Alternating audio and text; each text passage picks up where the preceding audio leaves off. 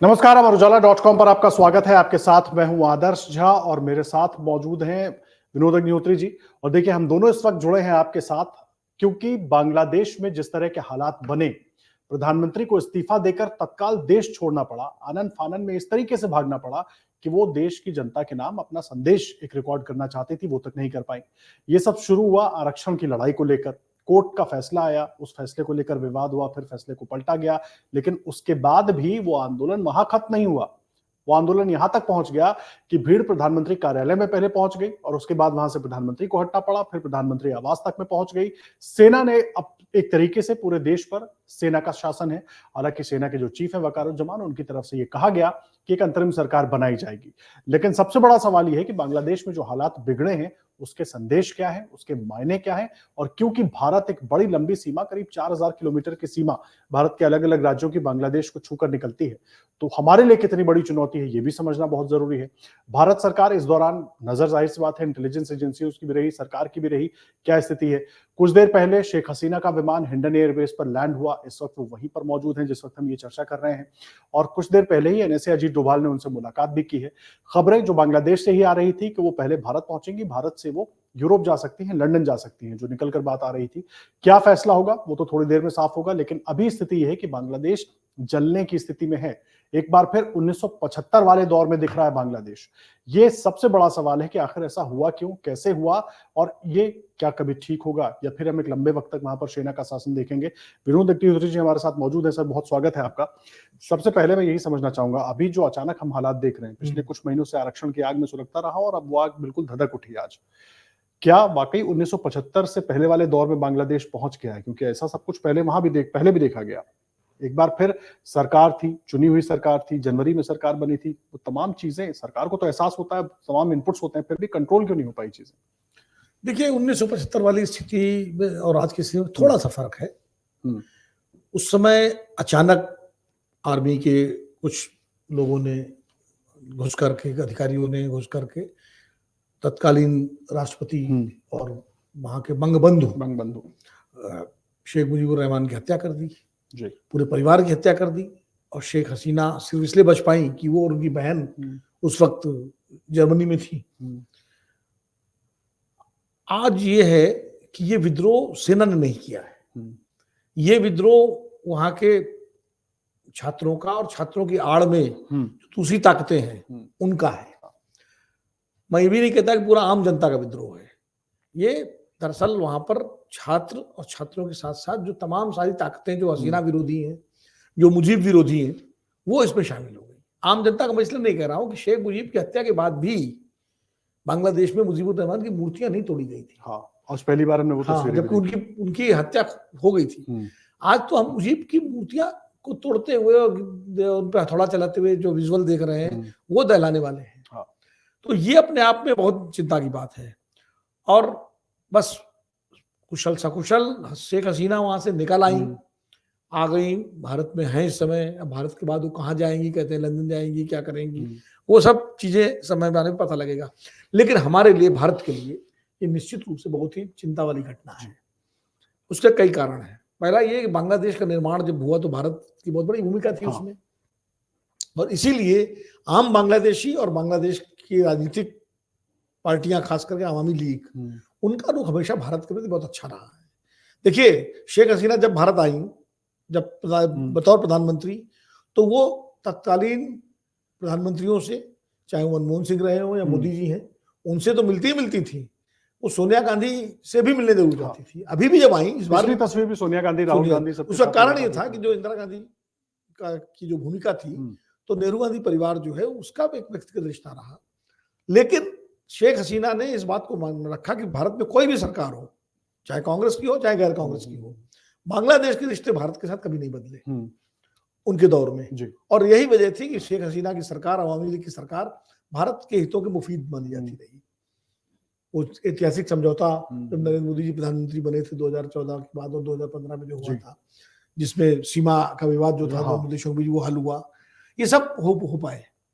अब चिंता का विषय ये है कि बांग्लादेश एक ऐसा देश है हमारे पड़ोस में, दक्षिण एशिया में, जो इस समय जियो पॉलिटिकल सिचुएशन है, उसमें कुछ चीजें बड़ी चिंता पैदा करने वाली हैं। जैसे हमारे जो पड़ोसी देश हैं उनमें चीन का प्रभाव बढ़ता जा रहा है।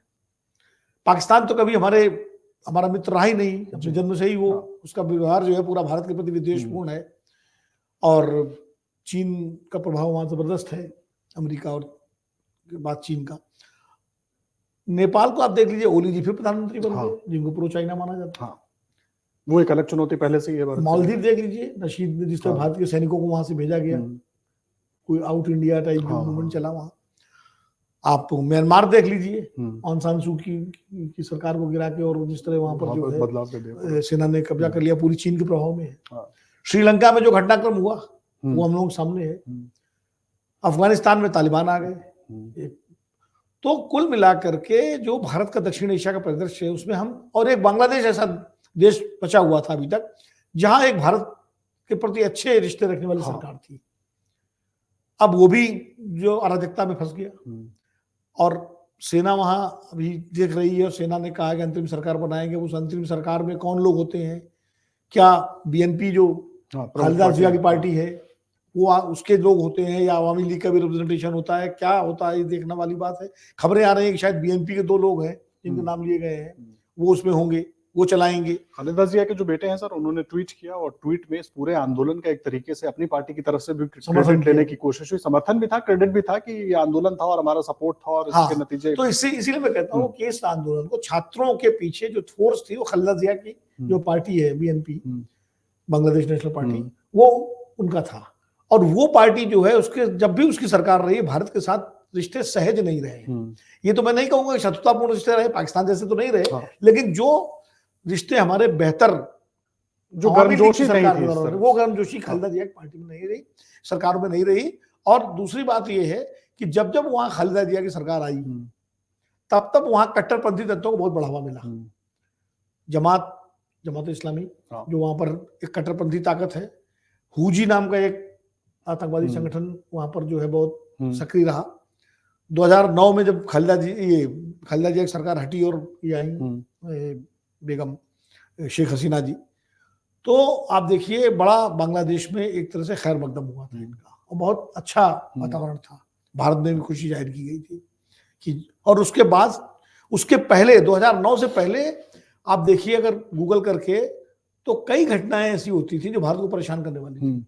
जिस तरह बांग्लादेशियों का आना सीमा से पर अवैध रूप से, और कुछ बम विस्फोट की भी घटनाएं हुई, बंगाल में हुई। आपका यहाँ तक कि 2013 में जो पटना में जब मोदी जी की रैली थी, उसमें जो बम विस्फोट हुआ, उसके भी तार जब जोड़े जा रहे थे तो रोहिंग्या मुसलमानों वाया बांग्लादेश तक जा रहे थे। तो मेरा कहने का मतलब ये है कि वो घटनाएं जो थी वो भारत को परेशान करने वाली थी, लेकिन खालिदा जिया की सरकार जाने के बाद, अवामी लीग की सरकार आने के बाद, उनमें काफी विराम लगा, और काफी हद तक जो है भारत विरोधी भावनाओं को कमजोर किया गया। हाँ, 2016 में आतंकवादी घटना हुई, जब उसके बाद थोड़ा कैफे जो वहां पर था, जिस पे उन्होंने पूरी रात के लिए बंधक बना लिया था आतंकवादियों ने, वो भी उस तरह का, हालांकि उसके बाद फिर सख्ती भी की गई और काफी चीजें ठीक हुई। मुझे लगता है कि अब खतरा ये है, अगर कट्टरपंथियों के हाथ में सरकार आती है और बीएनपी और ये सारा मिला जुला मामला रहता है, और पाकिस्तान का प्रभाव आईएसआई और भारत विरोधी ताकतें सक्रिय होती हैं, तो भारत का जो पूर्वी मोर्चा है वहां भी हमारे लिए दिक्कत आ सकती है। यह बात आप कह रहे हैं, मैं इसी में जोड़ना चाहता था, क्योंकि आपने अपनी चर्चा में जमात इस्लामी का भी नाम लिया।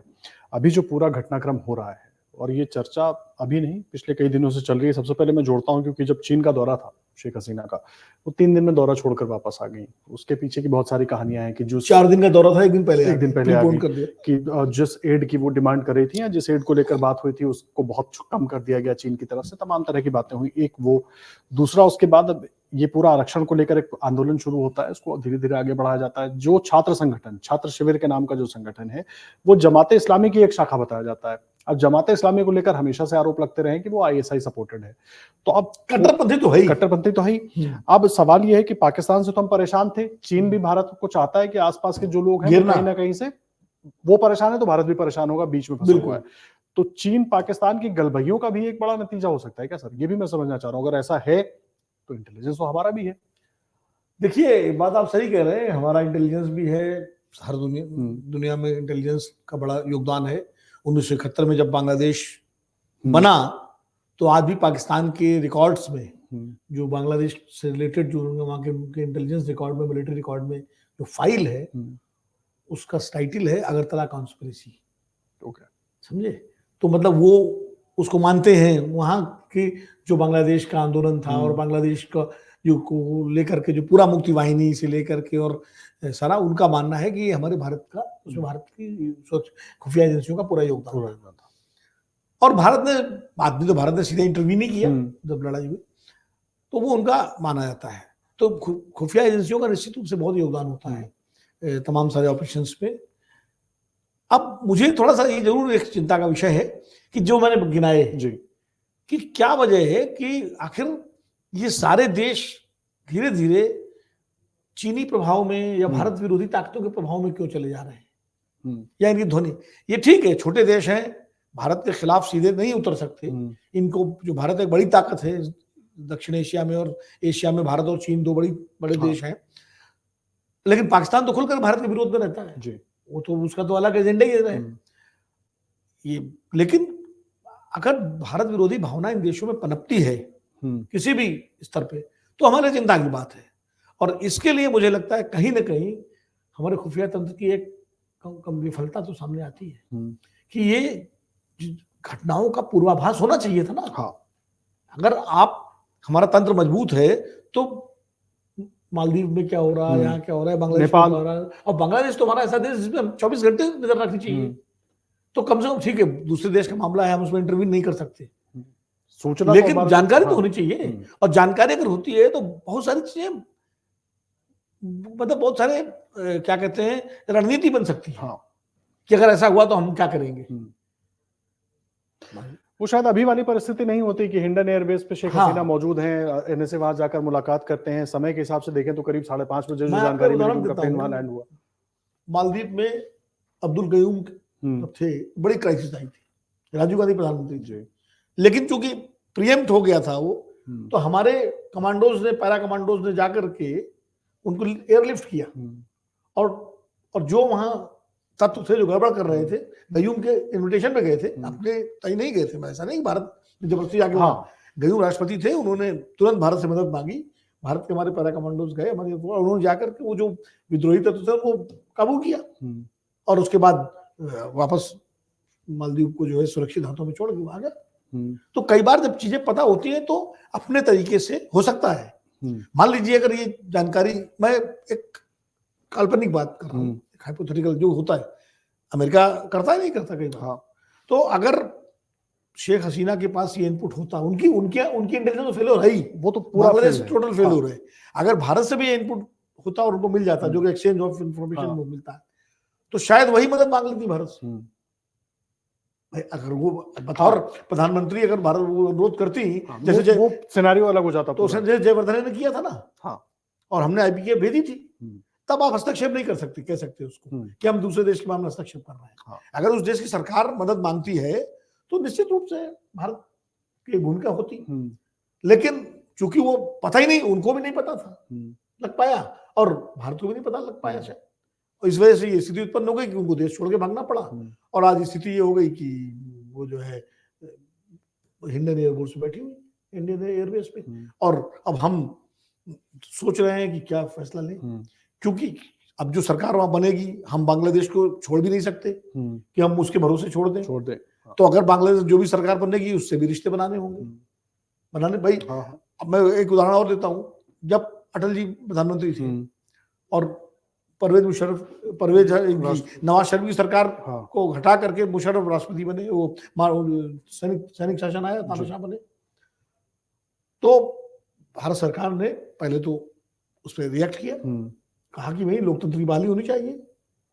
भारत सरकार ने, अटल जी की सरकार थी, उसमें विदेश मंत्रालय ने उसको स्वागत नहीं किया, लेकिन बाद में हमको उनसे रिश्ते बनाने पड़े, मुशर्रफ को आगरा बुलाना पड़ा और उनके साथ बातचीत करनी पड़ी बराबर। तो इसलिए भारत को जो है ये देखना पड़ेगा कि वहां कौन सी सरकार बनती है, किसकी सरकार बनती है, कौन उसका होता है, ताकि भारत के जो हित है बांग्लादेश में वो सुरक्षित रहे। देखिए वहां बड़ी संख्या में भारत का निवेश है, बहुत सारी परियोजनाएं उनमें भारत का निवेश है, बड़ी संख्या में वहां भारतीय लोग जाते हैं, हाँ। नौकरी करते हैं, काम करते हैं जो परियोजनाओं में। फिर एक आबादी वहाँ हाँ। अल्पसंख्यकों की जो है, हाँ। जो हिंदुओं की आबादी है, उसको लेकर तो शुरू हो गई हाँ, बातचीत। तो वो भाई ठीक है, वो भले बांग्लादेश नागरिक हैं, लेकिन एक भावनात्मक और एक जो लगाव है उनका भारत के प्रति उनकी सुरक्षा की गारंटी भी चाहिए। हाँ। तो कुल मिलाकर के भारत के सामने चुनौतियां हैं। फिर बांग्लादेश के साथ जो आर्थिक और तमाम तरह के जो रिश्ते हैं, व्यापारिक रिश्ते हैं, उनको, और देखिए आदर्श बड़ी दिलचस्प बात है, शेख हसीना ने, ऐसा नहीं है शेख हसीना के समय बांग्लादेश की तरक्की नहीं हुई, विकास नहीं हुआ, जबरदस्त विकास हुआ, उसकी ग्रोथ रेट भारत से ज्यादा हो गई। और यहां तक कि जो माइग्रेशन बांग्लादेशी भारत में आके मजदूरी नौकरी कर रहे थे वो कई बार लौट गए क्योंकि वहां जरा जॉब ओरिएंटेशन हो गया था। उसके बावजूद उनका यह हुआ। क्यों हुआ, थोड़ा इस पर ध्यान देना। हाँ, ये बड़ी इंपॉर्टेंट बात है, क्यों हुआ? कि इसलिए हुआ जिसने फ्यूल किया इस चीज को, जिसने मौका दिया उन फोर्सेस को जो शेख हसीना विरोधी फोर्सेस हैं, जो 2009 में जब जीती तो बहुत ही पॉपुलर मैंडेट से जीती थी। बहुत खुशी हुई। 5 साल बाद जब फिर चुनाव हुए, मतलब अगला चुनाव हुआ, उस चुनाव को लेकर के कई सवाल उठे कि उस चुनाव में भी धांधली हुई, विपक्ष ने आरोप लगाया, खालिदा जिया ने, इस पर काफी विरोध प्रदर्शन हुआ, सब हुआ, लेकिन उन्होंने उसको दबा दिया, कंट्रोल कर दिया, और जो सवाल उठे थे उनको उन्होंने खारिज कर दिया। ये जो तीसरा चुनाव हुआ ना, अभी वाला जो हुआ, इसमें तो अब विपक्ष ने बहिष्कार कर दिया पूरे चुनाव। अब पूरा चुनाव एक तरफा रहा। पूरी तरह से 90% ज्यादा वोट मिले अगर आप देखिए, तो चुनाव की सैंक्टिटी खत्म हो गई। चुनाव की जो पवित्रता, जो साख है, वो खत्म हो गई लोगों की नजर में, और ऐसा लगा कि ये सरकार इलेजिटिमेट है।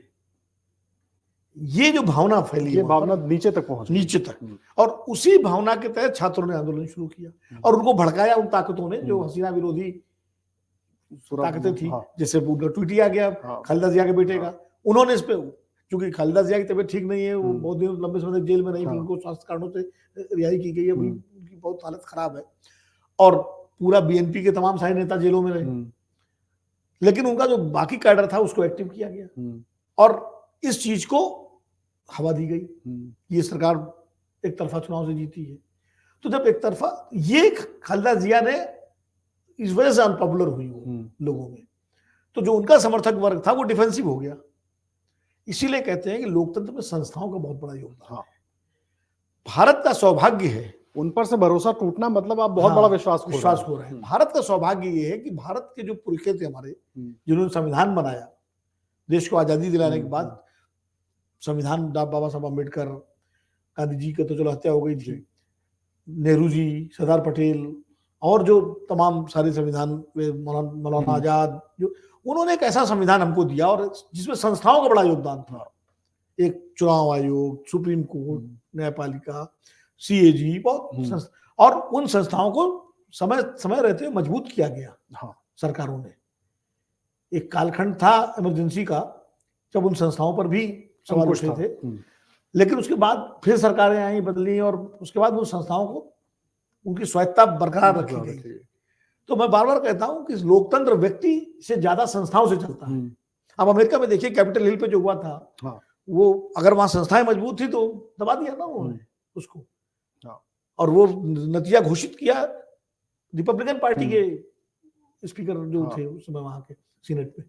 तो ये संस्थाओं का योगदान होता है। इसीलिए भारत में लोकतंत्र इसलिए सुरक्षित है, इसलिए उसकी जड़ें मजबूत हैं, इसलिए बचा हुआ है कि हमारे राजनीतिक पुरखों ने उस तरीके से वो पूरा डिजाइन किया था उसको। जितनी सरकारें आई, जितने चाहे अटल जी रहे हों, चाहे और सरकारें रही हों, मोरारजी हो, जो भी हो, उन्होंने संस्थाओं को से छेड़छाड़ नहीं की और संस्थाओं को बरकरार रखा। इस वजह से हमारा लोकतंत्र, अभी देखिए चुनाव हुए, 2024 के चुनाव हुए, ठीक है, अलग अलग लोग सवाल उठाते हैं इसको लेके, लेकिन भाई जब प्रधानमंत्री की लीड, लेकिन जितने सवाल उठाए थे नतीजों के बाद सवालों का कोई आधार नहीं बचता ना, कि प्रधानमंत्री की अपनी लीड कम हो जाती है और काफी कम हो जाती है, तो इसका मतलब चुनाव में निष्पक्षता तो है ना, तो कम से नहीं तो कम से कम वहां तो लीड इतनी होती है कि उसको दिखा सकते हैं। इसीलिए भारत के लोकतंत्र पर लोगों का भरोसा है, और यही वजह है कि पाकिस्तान में, नेपाल में, श्रीलंका में, बांग्लादेश में, म्यांमार में, इन देशों में लोकतंत्र तो आया, लेकिन उसकी जड़ें नहीं जम पाई। और क्योंकि संस्थाएं जड़ होती हैं, वो इतनी मजबूत हो ही नहीं, वो मजबूत नहीं हो पाती, वो एक बड़ी समस्या है। और मुझे लगता है बांग्लादेश की घटना भारत के लिए, उसका बाकी भारत सरकार का भी रुख बहुत ही संतुलित, बहुत सतर्कतापूर्ण है, और मुझे लगता है भारत सरकार इस मामले में बहुत बेहद संतुलित और बेहद ही ऐसा रुख अपना रही है और अपनाएगी जो भारत के हितों के अनुकूल हो। पूरा भरोसा है, रखना चाहिए हमें अपनी सरकार पर। लेकिन भारतीय जनता, भारत की जनता और भारत के राजनीतिक दलों और सरकार सबके लिए एक सीख भी है कि हमें अपनी संस्थाओं को मजबूत बनाए रखना है। वो विश्वसनीयता, कोई भी दल उनकी विश्वसनीयता पर सवाल न उठाए और कोई भी सरकार उनकी विश्वसनीयता और स्वायत्तता को छेड़ने की कोशिश न करे, तभी भारत का लोकतंत्र सुरक्षित रहेगा और आगे बढ़ेगा। और हमें तो, मुझे तो कम से कम व्यक्तिगत रूप से विश्वास है कि भारतीय लोकतंत्र में ये सब चीजें हैं और रहेंगी भी। हम सबको उम्मीद करनी चाहिए। एक चीज मैं आपसे समझना चाह रहा हूँ, जो बात आपने शुरू में कही थी, भारत है, पाकिस्तान है, श्रीलंका है, म्यांमार है, बांग्लादेश है, चीन है, अफगानिस्तान है, भूटान है, नेपाल है। नरेंद्र मोदी की जब सरकार बनी पहली बार, दूसरी बार, तीसरी बार, बाकी दुनिया से तो हमारे संबंध बहुत अच्छे हुए। लेकिन जो हमारे सबसे निकट के पड़ोसी हैं, खैर पाकिस्तान, क्योंकि शुरू से ही वो हमारे बिल्कुल खिलाफ रहा है। नवाज शरीफ आए थे पहले शपथ ग्रहण में, और मोदी जी लाहौर भी गए थे, कोशिश की भारत ने। अपनी तरफ से उन्होंने कदम बढ़ाया, लेकिन उसके बाद मोदी जी ने बहुत कोशिश की कि पाकिस्तान से भी रिश्ते नॉर्मलाइज हो। लेकिन वो पाकिस्तान की कहानी हम थोड़ी देर के लिए छोड़ देते हैं, क्योंकि उसकी क्या व्यवहार है वो हम शुरू से जानते हैं। लेकिन बाकी देशों की हम बात करें जहां पर भारत के संबंध अच्छे थे या और अच्छे होने चाहिए थे, या उनको हम, क्योंकि हम सबसे बड़ा देश है इन सबके बीच में, तो हम जिस तरीके से उनको मजबूत करके अपने साथ जोड़ कर रख सकते थे, कोशिशें तो हुई, लेकिन नतीजे ऐसे नहीं रहे। हाँ, ये एक विडंबना है थोड़ी सी। मुझे लगता है इस पे थोड़ा सरकार को भी विचार करना चाहिए, और जो लोग इस पूरे प्रक्रिया में शामिल है, विदेश मंत्रालय और तमाम लोग, उनको भी सोचना चाहिए कि हमारे अरब देशों से बहुत अच्छे रिश्ते हैं, हमारे इजराइल से भी रिश्ते हैं, फिलिस्तीन से भी रिश्ते हैं, सऊदी अरब से भी हैं, पर हमारे प्रधानमंत्री जी को सम्मानित किया है चुका है तमाम सारे वहाँ के नागरिक सम्मानों से, सब अच्छी बात है। हमने रूस और अमेरिका के बीच में भी संतुलन बनाया हुआ है। यूक्रेन को लेकर के एक संतुलित नीति है, ठीक है। फिलिस्तीन में जो संकट चल रहा है इजराइल का, हम उसकी भी बात कर रहे हैं, इधर भी दोनों जगह है। प्रधानमंत्री जो अमेरिका जाते हैं तो वहां भी उनका स्वागत होता है, रूस जाते हैं वहां भी स्वागत होता है। तो ये सब, लेकिन हमारे संबंध बिगड़े कहाँ? जैसे चीन से बिगड़े, और ये देशों की बात की। अब चीन से बिगड़े इसलिए कि चीन ने जिस तरह अतिक्रमण किया सीमाओं पर, तो निश्चित रूप से स्वाभाविक था। हालांकि अभी भी आर्थिक मामलों में, व्यापारिक मामलों में संबंध बराबर हमारे ठीक चल रहे हैं। आप देखो ना, बल्कि चीन उसका जो बैलेंस ऑफ पेमेंट और ये ट्रेड बैलेंस वगैरह जो है उसको लेकर के, क्योंकि वहां पर चीन को भी हमारी जरूरत है ना, जितनी बड़ी हमारी आबादी है उनको भी जरूरत है। लेकिन सामरिक संबंध या कूटनीतिक संबंध थोड़ा सा खटास है। लेकिन श्रीलंका, मालदीव, नेपाल, बांग्लादेश, इन देशों में ये एक निश्चित रूप से थोड़ा सा चिंता का विषय है कि हमारे अपने। लेकिन एक बात मैं कहता हूं, भारत की शक्ति, आर्थिक शक्ति, भारत की भौगोलिक स्थिति और भारत की सामरिक शक्ति ऐसी है कि कोई भी इन पड़ोसियों में देश, पाकिस्तान को छोड़ के, भारत से सीधी शत्रुता अफोर्ड नहीं कर सकता। मैं लड़ाई की बात नहीं कर रहा हूं, वो किसी के दबाव में तो आ सकता है, दबाव में कुछ समय भी आ सकता है, थोड़ा बहुत है। अभी मालदीव ने देखो सराहना की नहीं की बजट में जो उसके लिए एलोकेशन हुआ, राशि साहब ने की, वो आए भी थे मोदी जी की शपथ ग्रहण में। तो ऐसा नहीं कर सकते आप, ठीक है, चीन से आप मदद ले सकते हो, पैसे ले सकते हो, लेकिन खुल के भारत का विरोध कर सको, ये क्षमता किसी देश में है नहीं। श्रीलंका में भी, नेपाल में भी आप देखिए, ओली साहब आ जरूर गए हैं, लेकिन वो बैलेंस बनाने की कोशिश जरूर करेंगे।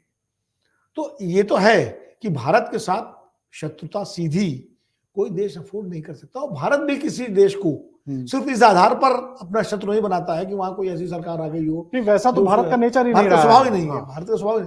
भारत तो हर, हमारी विदेश नीति की सबसे अच्छी बात यह है कि जो हमारी विदेश नीति भारत आजादी के बाद बनी, हालांकि उसकी नींव तो 1937 में पड़ गई थी, जब कांग्रेस के अंदर, कांग्रेस की जो विदेश सेल थी उसके सचिव थे डॉक्टर राम मनोहर लोहिया, और नेहरू जी उसके प्रमुख थे, और वो वहीं से हमारी विदेश नीति डिराइव होती है। और जो आज तक निरंतरता में चल रही है कि हम किसी कैंप के साथ नहीं जाएंगे, और हम अपने भारत के हितों के हिसाब से और मानवीय मूल्यों के और लोकतांत्रिक मूल्यों के साथ हम खड़े होंगे। तो और इसीलिए किसी भी देश में सरकारें बदल भी जाए, भारत अपनी तरफ से कोई ऐसी बात नहीं करता कि जिससे कि पता लगा, मान लीजिए अब अफगानिस्तान का उदाहरण देख लीजिए, वो शेख साहब घनी साहब थे, राष्ट्रपति थे, उसके पहले अपने करजई साहब थे, बहुत अच्छे रिश्ते थे, भारत का इन्वेस्टमेंट था, सब कुछ था। तालिबान आए तो चिंता हुई, स्वाभाविक थी कि भाई तालिबान के साथ कोई हमारा संवाद नहीं था। लेकिन आज देखिए तालिबान के अंदर जो है, जो हम लोगों का डर था वो निकल गया। अब तालिबान वाले ही कह रहे हैं वहां के कि हमारे लिए जो है हम पाकिस्तान से ज्यादा भारत महत्वपूर्ण है, और पाकिस्तान को वो एक तरह से साइड में ही रख रहे हैं। साइड ही नहीं, वहां तो बिल्कुल तनातनी इतनी बढ़ गई है कि कई बार आप देखिए ना, सीमा पर संघर्ष की नौबत आई है कई बार। जो तालिबान जिसको आईएसआई ने इतना हेल्प की, खड़ा किया, सब किया, लेकिन आज वो पाकिस्तान के कब्जे में नहीं है। आज जो अपना स्वतंत्र रूप से भारत से भी रिश्ते बनाए हुए, भारत ठीक है मान्यता नहीं दी गई है, भी सारी चीजें कूटनीतिक है, लेकिन जो हमारा भारत का वहां इन्वेस्टमेंट था, भारत के जो हित है वो प्रभावित नहीं हुए। तो ये मैं कह रहा हूँ, इसलिए बहुत भले बांग्लादेश में जो सरकार आ जाए, अभी वो अगर भारत से सीधे टकराने की कोशिश करेगी तो वो नुकसान में रहेगी। हाँ, और मुझे नहीं लगता कि कोई भी सरकार बांग्लादेश की ऐसा करेगी। हाँ, वो जो कट्टरपंथी ताकतें हैं वो अपना जो उनको थोड़ा सा मौका मिल जाएगा, सरकार के स्तर पर ऐसा कुछ नहीं होगा, लेकिन वो जो कट्टरपंथी भारत विरोधी ताकतें हैं उनको थोड़ा फलने फूलने का मौका मिल सकता है।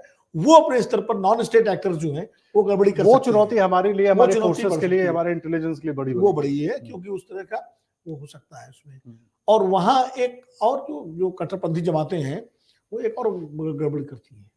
एक मुझे इंटेलिजेंस से वरिष्ठ अधिकारी ने एक बार बताया था, जब मैं इंटेलिजेंस कवर करता था उसको, तो उन्होंने कहा था कि वहां ये लोग क्या करते हैं, जो कट्टरपंथियों की बात, वो एक ग्रेटर बंगाल की बात करते हैं जी, जिसमें पूरी बंगाल और हमारा जो पश्चिम बंगाल है, पुराना जो वो जो 47 से कॉमन मैप 2000, हाँ, वो पूरा एक उसको अलग इस तरह की कोशिश भी करते हैं, इस तरह की भावना भड़काते हैं। तो अब वो कितना भड़का पाएंगे, भारत में तो इतना, भारत कमजोर देश तो है नहीं कि आप ऐसा कर लो, और ना पश्चिम बंगाल के लोग इतने वो है कि उनके बहकावे में आएंगे। लेकिन वहां वो अपना इस तरह का खेल खेल सकते हैं, उसके आधार पर कुछ लोगों को गुमराह कर दें, कुछ सीमावर्ती क्षेत्र में घटनाएं करा दें, ये कर सकते हैं। वो थोड़ा सा सतर्क रहने की जरूरत है बीएसएफ को भी, जो सीमा सुरक्षा। मुझे लगता है सर सरकार को सबसे ज्यादा, क्योंकि बंगाल में जिस तरह की, उसमें पश्चिम बंगाल की सरकार को सतर्क रहने की बहुत जरूरत है। पश्चिम बंगाल, भारत सरकार, और एक बात जरूर है कि कम से कम, क्योंकि पश्चिम बंगाल में तृणमूल कांग्रेस सरकार है, भारत केंद्र में बीजेपी एनडीए का अलायंस की सरकार है, तो बांग्लादेश के मुद्दे पर सरकारों का सुर एक होना चाहिए, इनकी नीति एक होनी चाहिए, और डोमेस्टिक पॉलिटिक्स जो है वो अपनी जगह है, उसमें इसको नहीं लाना चाहिए, ये कम से कम। लेकिन वर्तमान राजनीतिक हालात को देख के आप इसकी उम्मीद कर रहे हैं? क्योंकि पहले केंद्र का बयान आना चाहिए था, पहले ममता बनर्जी सामने आ जाती हैं, फिर शुभेंदु अधिकारी सामने आ जाते हैं, वो 1 करोड़ हिंदुओं की बात करते हैं। केंद्र अभी देखकर, सोचकर, समझकर बड़ी रणनीति के तहत काम कर रहा है। जिम्मेदारी ज्यादा है। हाँ, वैदेशिक मामलों में ममता बनर्जी वाले कोई बयान दे दे, उसका कोई उतना महत्व नहीं होता है, क्योंकि अभी कुछ दिन पहले भी उन्होंने बांग्लादेश को लेकर जो तमाम बातें कही थी उसका बाकायदा विरोध, शुभेंदु अधिकारी दे दें। लेकिन अगर भारत के प्रधानमंत्री कुछ बोलेंगे, भारत के एनएसए कुछ बोलेंगे, विदेश में, उसका अंतरराष्ट्रीय आयाम होता है। तो इसलिए भारत सरकार के जो जिम्मेदार लोग हैं वो भी परिस्थितियों का पूरा आकलन कर रहे हैं, सूचनाएं जुटा रहे हैं, हमारी एजेंसियां ये भी पता कर रही होंगी वहां क्या स्थिति है, कौन संभालने वाला है, क्या है। तो ऐसे में भारत सरकार का फिलहाल चुप रहना ही ठीक है, फिर समय आने में प्रतिक्रिया दी जाएगी। भाई ममता बनर्जी बॉर्डरिंग स्टेट है, पश्चिम बंगाल में सेंटिमेंट्स हैं, बहुत सारी चीजें हैं, तो उनका बोलना है, शुभेंदु अधिकारी अपना वो बोलेंगे, ये सब पॉलिटिक्स चलेगी। लेकिन मतलब इतनी समझदारी तो मुझे लगता है इन दलों में होनी चाहिए, नेताओं में, कि अपनी राजनीति डोमेस्टिक करते रहें, घरेलू राजनीति में करते रहें, लेकिन घरेलू राजनीति के लिए विदेश नीति को और विदेशी मामलों को मोहरा न बनाए, मतलब उसके जरिए एक दूसरे पर हमला न करें। पाकिस्तान में तो हम कर चुके हैं कि हर एक को पाकिस्तान भेज दो, कोई कुछ बोले पाकिस्तान भेज दो, बहुत सारे नेता मंत्री भी हैं केंद्रीय, गिरिराज सिंह तो पाकिस्तान भेजते रहते हैं। बांग्लादेश के मामले में कम से कम वो नहीं कि बांग्लादेश भेज दो, ये ना करें। मैं इसी पर आने वाला था सर, बड़ा इंपॉर्टेंट है, मैं समझना चाह रहा हूँ आपसे, क्योंकि देखिए बड़ी लंबी हमारी चर्चा हो गई। वर्तमान सिनेरियो जो बन गया बांग्लादेश में, पाकिस्तान में हम इस तरह की स्थिति कई बार देख चुके हैं, या इस तरह का अनरेस्ट हम कई बार देख चुके हैं। क्या एक नया पाकिस्तान खड़ा हो रहा है क्या हमारे बगल में, वो जिसको पाकिस्तान से तोड़कर इंदिरा गांधी ने अलग किया, एक अलग देश बनाया, वो जो हमेशा हमारे साथ रहा, एक अच्छी सरकारें वहां चलती रही, चाहे शेख हसीना लंबे टाइम तक रही, उसके पहले भी सरकार रही, ठीक है, 1975 और उसके दौरान जो कुछ हुआ उसके बाद लेकिन सब कुछ स्टेबल सा नजर आया, बांग्लादेश ने विकास भी उस हिसाब से किया। लेकिन अब जो एक ये नई राजनीति या नया वहां पर ये आंदोलन शुरू हुआ और तमाम जो मांगे थी वो पूरे होने के बाद भी आंदोलन थमा नहीं, तो ये क्या एक नया ये चिंता की बात है कि जब आरक्षण वाला मुद्दा एक तरह से हल हो गया था, उसको 5% कर दिया गया था, टोटल आरक्षण 7% था जी, तो उसके बाद भी आंदोलन जारी रहने का क्या मतलब है? आपकी मुख्य मांग अगर जो है एड्रेस हो गई, तो ठीक है, उन्होंने कुछ थोड़ा बोल दिया था, रजाकार बोल दिया था उनको आंदोलन करने को, तो ये तो कोई बात होती है। तो हमारे यहाँ भी जो किसान बैठे हुए थे, तमाम सारे मंत्रियों ने, नेताओं ने कुछ क्या क्या कहा, लेकिन वो किसान अपना शांति से लौट गए। प्रधानमंत्री जी ने मांगा अपनी तीनों कानून वापस लिए और एक तरह से उन्होंने खेद व्यक्त किया कि भाई हमारी तपस्या में कोई कमी रह गई, लौट गए शांति से। तो जब मुख्य, इसका मतलब कहीं ना कहीं कोई फोर्स इस छात्र आंदोलन के पीछे जरूर थी, या फंड कर रही होगी, ताकत ट्रेन किया होगा, जो भी जैसे करती है कोई एजेंसी। इसीलिए मुद्दा हल होने के बावजूद भी आंदोलन का और उग्र होना, न सिर्फ जारी रहना बल्कि और उग्र होना, ये अपने आप में संदेह पैदा करता है। यही मैं जानना चाह रहा था, डीप स्टेट चैलेंज जो है ना, जिसकी आप बात कर रहे हैं, श्रीलंका हमने देख लिया, ये मालदीव्स की आप बात कर रहे थे, वहां पर भी इसका असर हमने देख लिया, अब बांग्लादेश भी उसी में फंसता हुआ दिख रहा है। नहीं, वो तो फंस गया है, फंस गया है, ये तो उसका परिणाम है, ये परिणाम है। और मैं जो कहने वाला था, बांग्लादेश के आम लोग भारत विरोधी नहीं है, ये कट्टरपंथी जमातें जो हैं उनको बनाने की कोशिश करती हैं, लेकिन भारत विरोधी नहीं है। मैं इसलिए बता रहा हूँ, अभी जनरल कादियान एक चर्चा में मेरे साथ शामिल थे, लेफ्टिनेंट जनरल, वो 71 की लड़ाई में लड़े हैं। वो बता रहे थे कि हर साल 16 दिसंबर को जो पुराने 71 के फौजी हैं भारत में अभी जो हैं, जीवित हैं, तो उनको बुलाया जाता है वहां ढाका, और बांग्लादेश की सेना और उनके साथ उनका एक ज्वाइंट वो होता है, उनको फैसिलिटेट किया जाता है। तो बोले हम लोग जब जाते हैं वहां, तो जिस तरह हमारा स्वागत पब्लिक में होता है, सरकार और एस्टेब्लिशमेंट तो करता ही है, वो तो लेकिन पब्लिक में बोले, जिस तरह बोले हम लोग कहीं जाते हैं, हमें लोग रास्ता देते हैं हमको, तो आम आदमी बांग्लादेश का भारत विरोधी नहीं है। एक दूसरा, मैं खुद अपना अनुभव बताऊं, सार्क कंट्रीज का एक कॉन्फ्रेंस थी काठमांडू में 2012 की बात, मतलब सरकारी नहीं थी वो, वहां के तमाम सारे ग्रुप्स की थी, मैं भी उसमें शामिल हुआ। उसमें बांग्लादेश के भी पत्रकार आए हुए थे, पाकिस्तान के भी सांसद थे, और कई लोग थे, पत्रकार भी थे, सब थे, सब लोग एक ही होटल में रुके हुए थे उसका कॉन्फ्रेंस में। दिलचस्प बात यह है कि बांग्लादेशियों में और पाकिस्तानियों में बातें नहीं होती थी। खाने के टेबल में हम लोग साथ बैठते थे, कई बार हम लोगों से जो भारतीय थे उनसे बांग्लादेशी भी बात करते थे, पाकिस्तानी बात करते थे, वो आपस में इंटरेक्ट नहीं करते थे, इतना एक दूसरे के प्रति उनमें कंटेम्प्ट का भाव था।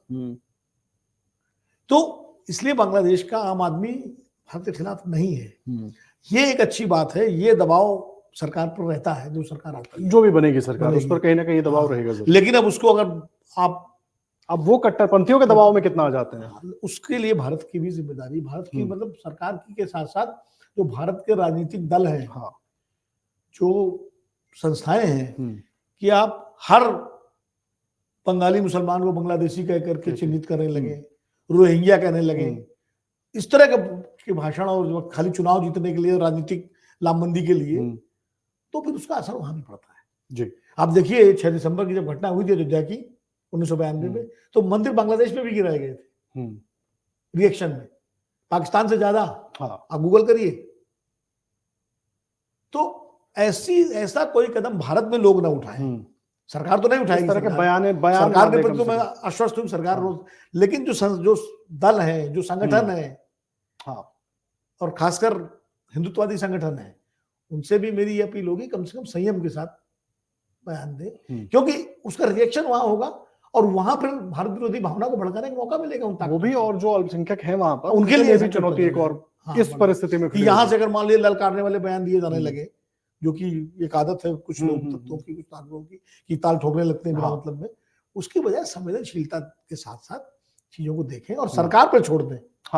जो भी है, भारत सरकार सक्षम है, समझदार है, सतर्क है, सब सरकार पे छोड़ दें। वहां अल्पसंख्यकों को हितों की चिंता भारत सरकार करेगी, समझे, रिश्तों की चिंता भारत सरकार करेगी, भारत सरकार पे छोड़ देना चाहिए। नहीं, सरकार ने अभी भी कदम उठाया ना सर, स्टूडेंट्स को लेकर आए, नहीं लेकर आए, दूसरे देशों को भी लेकर के सरकार तो उस पर काम कर रही है। लेकिन अब जिम्मेदारी कुछ यहाँ जिस तरीके से विनोद सर कह रहे हैं, राजनीतिक दलों की भी है, संगठनों की भी है, वो तो है, लेकिन क्या परिस्थिति बनी है वहां पर बांग्लादेश में, एक उसकी पूरी तस्वीर जो विनोद सर ने अपने अनुभव के हिसाब से हमें बताया, 75 के पहले क्या सिनेरियो था और अभी क्या हुआ है वो, और उसको लेकर क्या चुनौतियां हैं और क्या उसके लिए रास्ते हो सकते हैं, ये भी उन्होंने बताया। लेकिन अब नजरें सरकार पर है, एक तो हमारी सरकार, क्योंकि बहुत सोच समझकर फैसला करना है और जाहिर सी बात है सरकार उसी दिशा में कदम बढ़ा रही है, और बांग्लादेश में क्या परिस्थितियां बनती है उस पर भी हमारी नजर बनी रहेगी। और बाकी अपडेट्स के लिए आप जरूर जुड़िएगा अमर उजाला पर हमारे साथ, लगातार हर एक अपडेट आप तक पहुंचाएंगे। विनोद सर बहुत धन्यवाद आपका, पूरी जानकारी, बहुत अहम जानकारी आपने दी हमारे दर्शकों तक पहुंचाने के लिए। और आप देश और दुनिया की हर बड़ी खबर के लिए लगातार हमारे साथ जुड़े रहिएगा। धन्यवाद। अगर आप ये वीडियो YouTube पर देख रहे हैं तो हमारे चैनल को सब्सक्राइब करें और बेल आइकन को दबाना ना भूलें। अगर आप Facebook पर ये वीडियो देख रहे हैं तो हमारे पेज को लाइक करें।